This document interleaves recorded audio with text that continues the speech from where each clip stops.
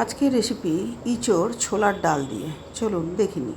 ডালটা আগে ভিজিয়ে দিলাম, ইঁচড়টা একটু সিদ্ধ করতে দিয়ে দিলাম। ইঁচড় সিদ্ধ হয়ে গেছে, এবার দিয়ে দিলাম ছোলার ডালটা।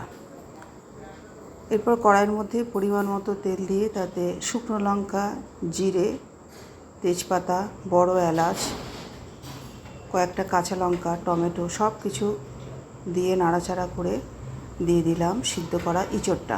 ইঁচড়ও একটু নাড়াচাড়া করে মধ্যেখানটা একটু জায়গা করে নেব। দিয়ে দেব মশলা।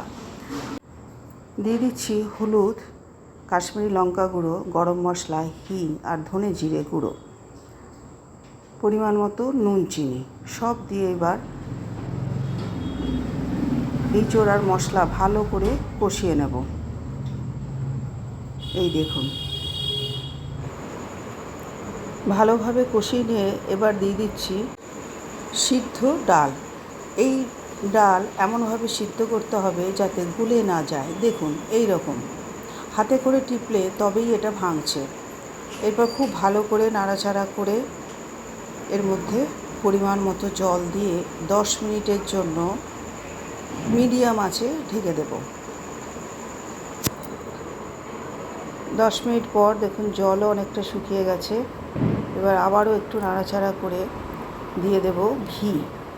আগেই আমি গরম মশলা দিয়ে দিয়েছি, ফোড়নেও দিয়েছি, গুঁড়োতেও দিয়েছি।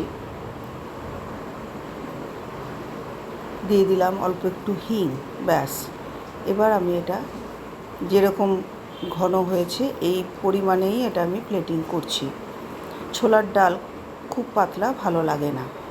এই দেখুন এরকম হয়েছে, খেতে কিন্তু খুব সুন্দর হয়েছিল।